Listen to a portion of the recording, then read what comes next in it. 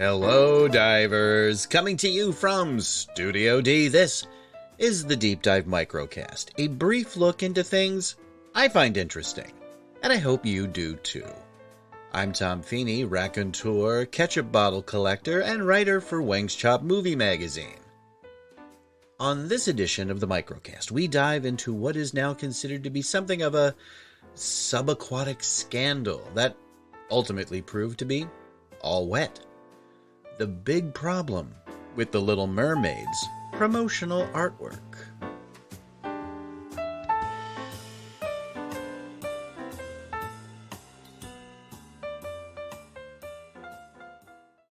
Wouldn't it be amazing to discover someplace no one's ever seen before? Really? I would love to see that. This Friday, Ariel, wait for me! the wonder, Isn't it beautiful? the magic, She belongs to me. the adventure. Give me your hand! Experience it all in 3D. What are we waiting for? Let's go! Disney's The Little Mermaid, rated PG, in theaters Friday. On May 25th, 2023, Walt Disney Studios will release their long-awaited live-action remake of the classic animated masterpiece, The Little Mermaid. The new production, starring singer and songwriter Halle Bailey as Ariel and Melissa McCarthy as the villainous Ursula, is expected to make a significant splash at the box office. As with other recent remakes of Disney classics like Beauty and the Beast and The Lion King, The New Mermaid has generated both positive and negative reactions from those who have yet to even see any significant footage from the film. But in the case of the Little Mermaid remake, some of that criticism has come in the form of some not-so-subtle racist comments about the casting of Bailey, a young black woman, as Ariel. Thankfully, those intolerant voices will no doubt be, pardon another aqueous pun, drowned out by the amazing vocal talents of Bailey herself. The 1989 film adaptation of Hans Christian Andersen's 1837 fairy tale about a young mermaid who yearns to become human is considered the first film in what's been referred to as the Disney Renaissance. But what exactly does that mean? Well, it refers to a period in the history of Walt Disney Animation Studios, spanning from the late 1980s to the mid-1990s, characterized by a creative resurgence and successful commercial run of animated feature films. How did the Disney Renaissance come about? Well, from the 1970s and into the early 1980s, Disney's animated films faced a decline in critical and box office success. Films like 1970's The Aristocats and 1985's The Black Cauldron failed to resonate with audiences, leading to financial losses. To revitalize the studio, management changes were made, and a new focus on storytelling and quality animation was emphasized. Now, I can already hear rumbling from some listeners about the animated film that was released a year prior to The Little Mermaid. Walt Disney Pictures presents the movie that's doggone fun for everyone. And I want to see some action. It's got action. It's got surprises. It's got An alien. Pussycat. Come on, let's see them. It's got to be the movie to see. I love a story with food in it. Only in theaters. It's Disney's all-new, all-fun animated adventure. Oh, look at the fuzz end of the lollipop. Oliver and Company. Rated G. Now playing at a theater near you. Check newspaper for showtimes. Well, I am sorry to inform you that 1988's Oliver and Company, despite being a pretty good movie and coming from the same animation team, does not qualify. End of story. The Little Mermaid marked the official start of the Disney Renaissance. Released in 1989, it became a critical and commercial smash, reinvigorating the studio's animation division. The film's captivating storytelling, memorable characters, and a soundtrack of bright, catchy songs brought Disney animation back into the limelight.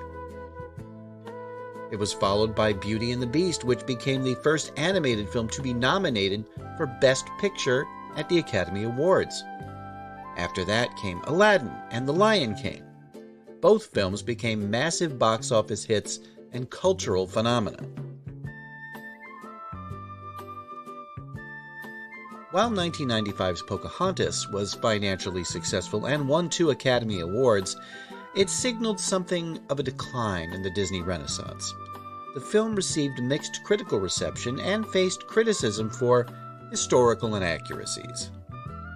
Subsequent films like The Hunchback of Notre Dame and Hercules received mixed reviews and comparatively lower box office returns. The Disney Renaissance was a transformative period for feature animation, with a series of critically acclaimed and commercially successful films. It revived the studio's reputation and set the stage for the continued success of Disney animated films for years to come. Yeah, I'm talking about you, Brother Bear. So, what exactly was the controversy regarding Disney's The Little Mermaid in 1989? Well, it was all about the advertising. For over 50 years, Walt Disney has turned classic stories into classic animated motion pictures. Now, the tradition continues with the story of the Little Mermaid who dreamed of becoming human. Human stuff, huh? You lost your senses completely? It's a holiday entertainment event filled with adventure, magic, and dozens of unforgettable new characters. It's an all-new Disney classic your family won't want to miss. Only in theaters, it's The Little Mermaid, rated G. Now playing at a theater near you.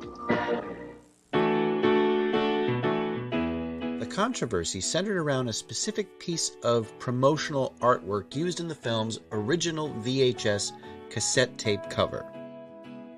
The controversy was related to an alleged hidden image that some people claimed to see on the cover. It stemmed from a scene in the film where the character of King Triton, Ariel's father, emerges from the water. In the original VHS cover artwork, there is a castle in the background, and a spire on the castle resembles a shape that some viewers believe to look like a phallic symbol. Yeah. Now, reports of the alleged hidden image began to circulate, and some pesky parents expressed concern that the oddly shaped shaft was inappropriate. Rumors began circulating shortly after the release of the video cassette that the fishy phallus had been deliberately drawn as a last act of defiance by a disgruntled Disney artist who was annoyed at being told that he would be laid off at the conclusion of the project. Well, that rumor turned out to be patently false. In 1998, the renowned internet debunking website Snopes.com went right to the source to address the rumors. They say the artist, who by the way did not work directly for Disney, claimed that the artwork was rushed and they hurried through the details and inadvertently drew the offending spire. But is that what really happened? Well, there's a different version of this story, one that gives some more detail and clears up some inconsistencies. On Valentine's Day 2019, Disney artist and Little Mermaid animator Dave Woodman gave his version of what happened on Instagram.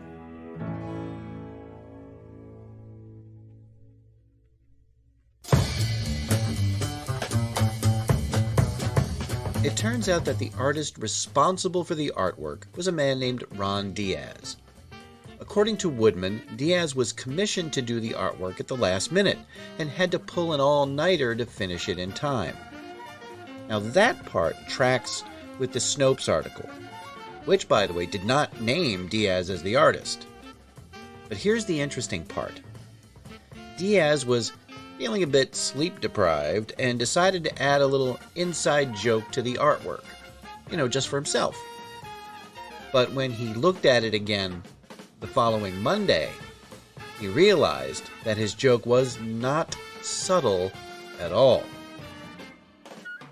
Now here's where it gets even crazier. Diaz didn't have time to fix it because he had a meeting with Disney at 10 a.m. that same day.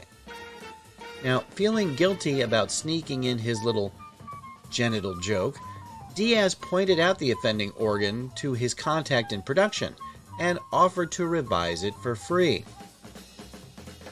The production person said the executives would review it in the afternoon and let him know about any changes that would need to be made. A week went by, and Diaz started to worry. He followed up with the production person, and guess what? He was told that the cover had been approved anyway.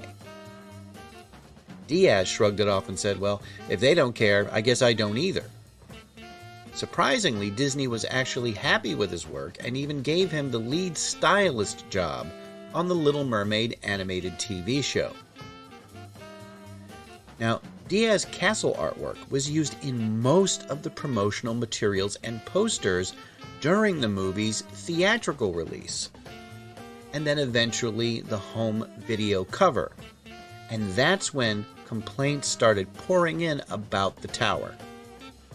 And that's also when they decided to replace Diaz's original artwork with a more kid-friendly version. Sadly, Diaz passed away in 2013 at the age of 76. Woodman mentioned in a comment that Diaz was too afraid to take credit for his work while he was alive. And it's a shame he couldn't see the impact his artwork had on the cultural landscape.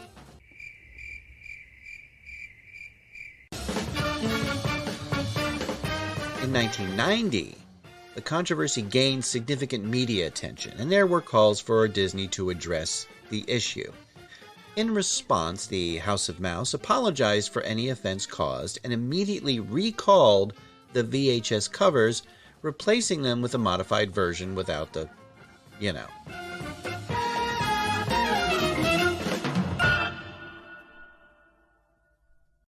Now, it is worth noting that the controversy surrounding the VHS cover did not affect the overall success of The Little Mermaid in any way. The film went on to be a critical and commercial success, contributing significantly to the Disney Renaissance and solidifying its place as a beloved animated classic.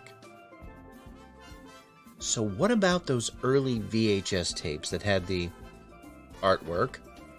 Well, you can find them on auction sites with wildly varying prices. And when I say wildly, I mean from as low as $10 to, and I kid you not, $30,000 for a copy with its original unopened, shrink-wrapped packaging.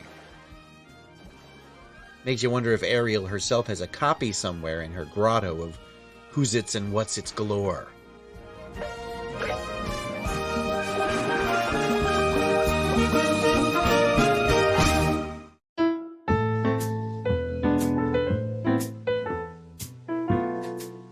Thanks for listening. If this is the first time you've heard this podcast, check out our past episodes, available on almost all podcast providers, and subscribe so you don't miss a single one. If you like what you hear, please write a review. We'd love to know what you think. Or you can drop us a line at thedeepdivepodcast@gmail.com or on our Facebook, Instagram, or Twitter feeds. You can find links to those and our awesome t-shirt store in the bio of our Instagram page. All clips used in this podcast are meant for educational purposes only and not to infringe on existing copyrights. The Deep Dive Microcast is part of the Deep Dive Podcast family and a production of Automaton Studios.